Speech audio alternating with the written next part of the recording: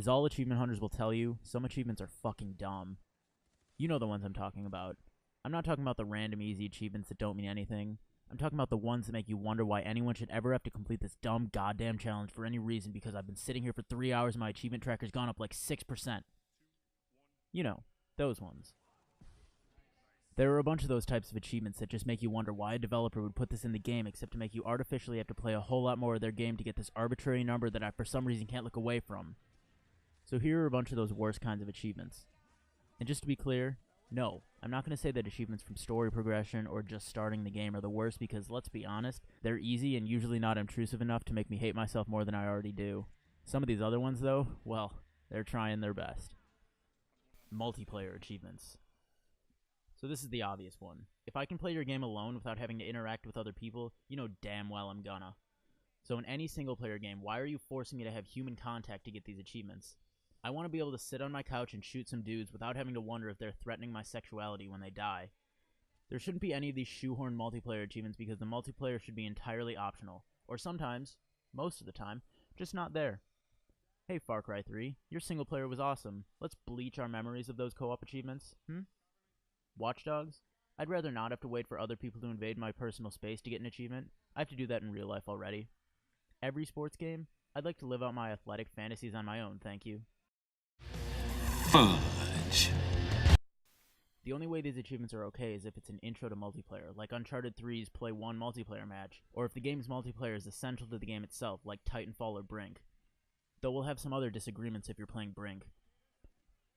And if you're playing these games multiple years after launch and it's not a Call of Duty game, you can go fuck yourself too. Because when there are a grand total of 8 people playing a game at once, good fucking luck trying to find the game you need. In short, if your game is single-player focused, I'd like to be painfully unaware of your multiplayer when I'm hunting for achievements. I'll go back and play it for fun at some point soon. No, I won't. Chance achievements. Look, the universe already hates me enough. I don't want to have to base my ability to get an achievement on how much the universe wants to rail me that day. When a game is telling me to play a match with a dev or with someone who already has that achievement, I don't have any control over that. And I'd rather not spend like 4 hours looking around these barren wastelands of servers to find the lost wanderer who happens to have that achievement. Or when a game has challenges that are based on a very small chance of finding what you need and you have to keep playing over and over until you want to physically throw your controller gently onto the table because you can't afford another one and go play another game until you can invest another few millennia in having the RNG go in your favor.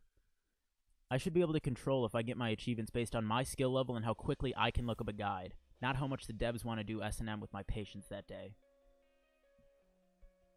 Tedious, time-consuming achievements.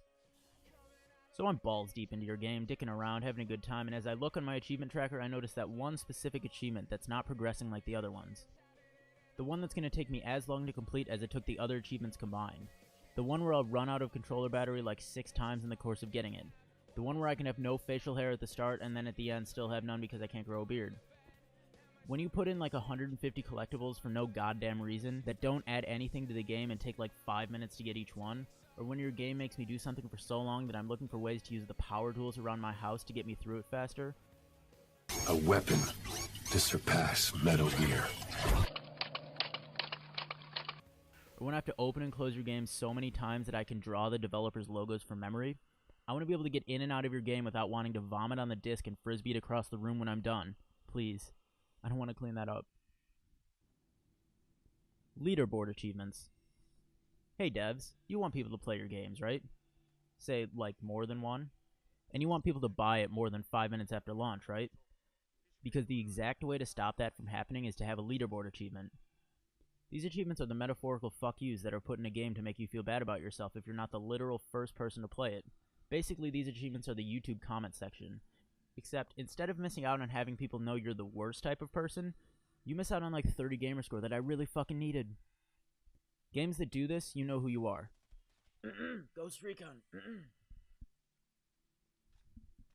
Difficulty achievements. The average person is probably thinking right now, hey, difficulty achievements are fine. They don't do anything unfair and they're pretty standard in most games. What's wrong with them? To them I say, you've fallen for the lies of the masses, you sheep. In general, a good difficulty achievement is a good achievement. If a game understands what makes the hard games fun and adds strategy to the mix on the higher levels, great, good achievement. You're off the hook.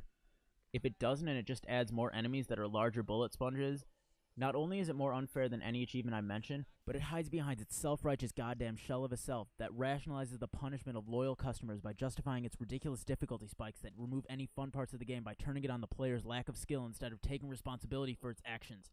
It's not my wallet! You know what? I'm fine with the Mile High Club achievement. Sure, it's the most notorious difficult achievement, but at least it's kinda consistent, and with enough practice I know what to do and how to beat it. In a lot of games, though, I turn it on the hardest difficulty and I'm dead in one shot from a sniper across the map who I can't kill and have to take a specific route that I couldn't have known about except for this one guide on YouTube. So this isn't calling out every difficulty achievement. If a game has some kind of consistency and isn't just throwing every soldier it has at you to make the game harder, it's usually okay. But when a game makes it arbitrarily harder by making the enemies know exactly where you are at all times, kill you in one hit and make it feel like those bullets coming out of your gun are being magically turned around and hurled back at you, they're the worst type of achievements in gaming. Not even because they're the hardest. They're basically like the politicians of achievements. They'll look like they're innocuous and they're not going to be that harmful, but when it comes to the day you find out what they're really like, they're the biggest lying, dirty little fucking bastards who can only think about how much pain is going to be on your face while you're trying to do what you need to do to get your achievement. Come on, game. I've already ruined one disc today. I really don't want to have to clean that up again. So after making this list, I'm really thinking about how much more productive I'd be if I'd stopped stressing about these fake numbers on a screen and instead went and found something else to do with my life. I'm sorry I couldn't get through that. We all know I'll be hunting these achievements anyway, don't worry about that. Maybe I'll just be less mad about them now. Nah. I'll see you next time. Butterfinger Ting Ting!